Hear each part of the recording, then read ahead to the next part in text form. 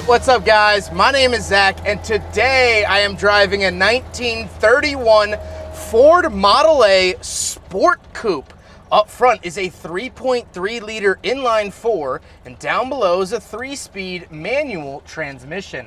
Now I am super excited to be driving this here Model A for a couple of reasons. First of all, I'm out in California right now on a 7,000 mile road trip, and I miss being home. However, I have a 1931 Ford Model A at home, so this is a little slice of home for me while I'm so far away. The second reason is the fact that this is the Sport Coupe. We'll talk about what that means a little bit later on. And this is owned by my really good friend, Paul Shin. He has an amazing YouTube channel. If you are interested in Model A's, you gotta check it out. And so I'm excited he's let me drive his 31 Sport Coupe. But before we get on to anything else, I have a website, zackpradel.com, where you can buy stickers like this retro sticker pack or big friggin' bottle sticker, both with free shipping. You could also submit your own vehicles to be reviewed by me through a quick and easy submission form, and you could read my behind the scenes blog to see what I'm filming before it comes out on the channel. But now let's talk about the Sport Coupe. What makes the Sport Coupe so sporty? First of all, it's a coupe. It's only a 2-door. But the second thing is that it actually gets a canvas top. This is not a convertible. You can't put the top down. However, it is just made of fabric, as you see above me bouncing around. In doing so, Ford saved about 200 pounds by just making the top fabric, and so this vehicle is a lot lighter. This new roof also gave the Model A lower center of gravity. It also is the coupe, so it's lighter to start out with, and the coupes actually had lighter rear springs. The overall dimensions of the vehicle are the same, whether it be a 4-door or a coupe. The 4-doors just had beefier springs in the back to handle the extra weight, while this doesn't. So this is the lightest Model A you could get, thus making it the Sports Coupe. Let's talk about that engine. 3.3 liter, 201 cubic inch, inline 4. Horsepower, people debate it all the time. I've heard anything between 25 and 40 horsepower. However, this thing is incredibly torquey. You barely have to give it any gas and it'll just take it and go. And that's what I love about it. This was actually the same engine that they were putting in Ford's tractors at the time, because Ford actually made tractors for a very, very long time. And so the Model A really truly was a tractor built for the road. It had a different rear end for a higher cruising speed. But other than that, this is a tractor, ladies and gentlemen. Speaking of which, a 3-speed manual, no synchros, so that's not very sporty. However, if you did want to sport it up, there is a transmission you can buy for about $3,000 that does have synchros. I'd highly recommend doing that transmission to make it more sporty, but these never came with synchronizers. Last but not least, of course, the Model A is rear-wheel drive. And so all of that put together, what's it like to drive? Well, this Model A actually is noticeably sportier. It's actually kind of more agile, kind of more fun to drive. Now, is this what I want to carve the canyons in? Not quite, but it's interesting having driven modern Ford performance cars. This is kind of where it started. And a year after this actually is when Ford started debuting the flathead V8. And that's when things really started to kick off. But this was the genesis. This was Ford's first performance-oriented vehicle, and that's exciting. So with that out of the way, let's talk about the interior. Well, in front of me, I don't have anything. Actually, off to the right, where I get all my gauges for fuel, amperage, my turnkey, and my odometer. Now, Paul has also added a temperature gauge because not all Model A's came with temperature gauges. Some had them up on the hood ornaments. For instance, my Model A has it up on the hood ornament, but that's not standard across the board, so Paul added that just for some drivability reasons. On the steering wheel, I do get my horn button in the center. Everyone's gonna ask for it.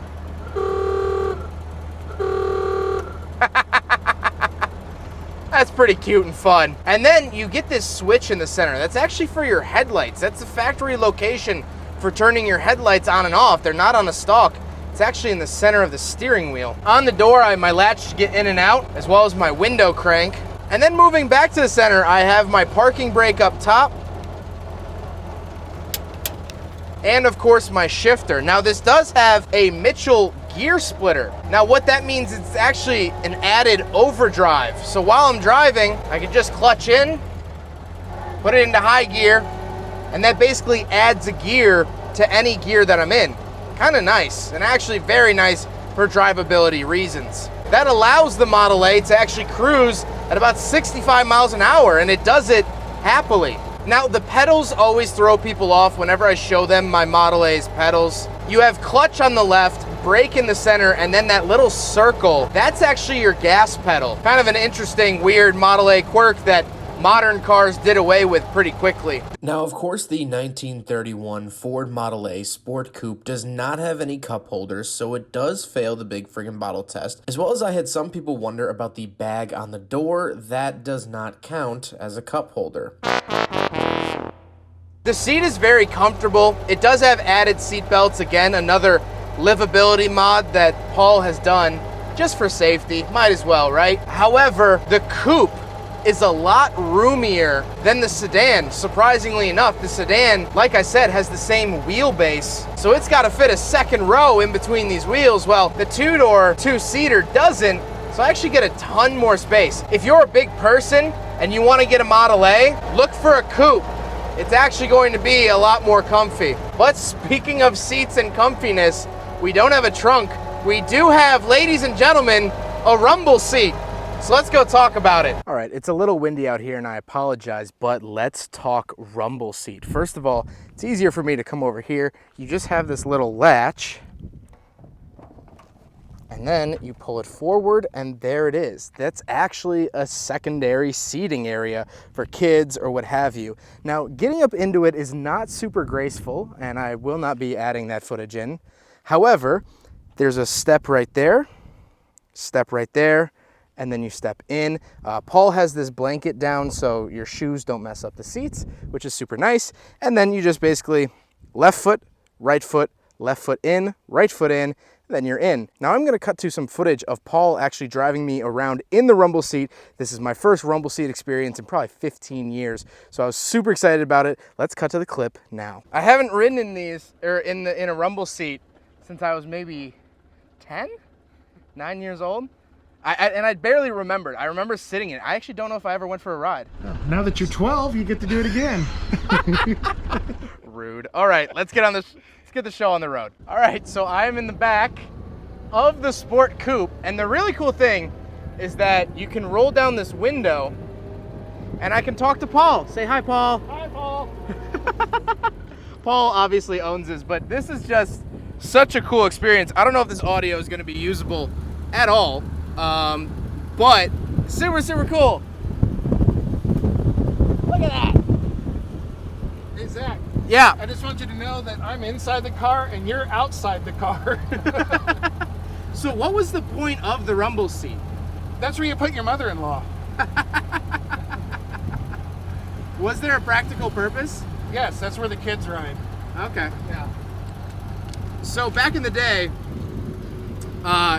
you would just ride outside the car. Yes.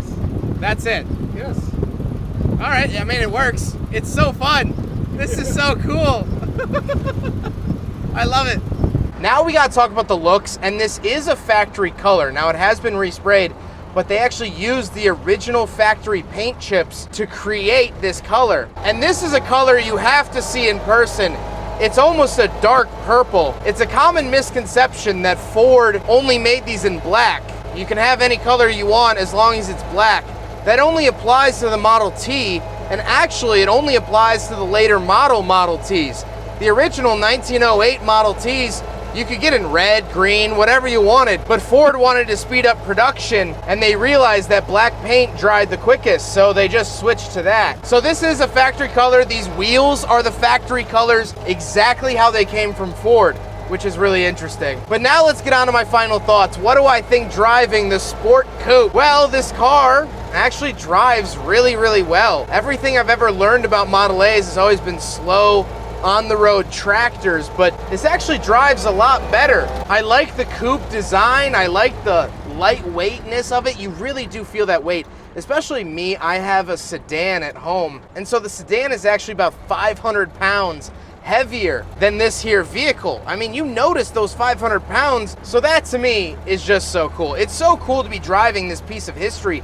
Like I said, this is really one of Ford's first performance vehicles that they actually said, hey, let's do something sporty as opposed to something that was just made for the everyman. The Model A was affordable, it was cheap, it was dependable and easy to manufacture, as opposed to the Duesenberg, these big cars. So this is it. When it comes to your Mustangs, this is the car that you should thank. This is the first car that gave Ford owners the need for speed. And I too, on this beautiful California morning, have the need for the speed.